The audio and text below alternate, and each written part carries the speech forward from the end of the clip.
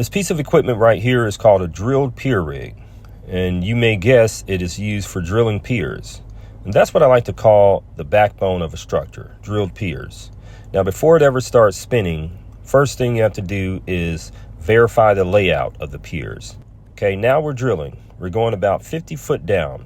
Now, the piece that's spinning is called the auger, and this advances in lifts, removing soil until we hit the design depth based on the structural loads and the geotechnical report.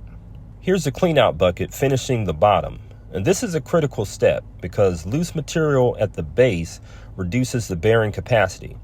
So before the steel goes in, the depth is measured and the shaft bottom is confirmed clean. Now we install the casing. In unstable or wet soil, this keeps the hole from collapsing and maintains the design diameter. Now, these cages were built per the structural drawings.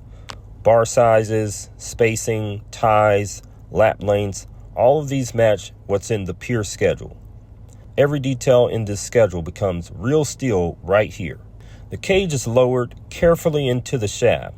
Spacers clear the cover so that the steel stays centered.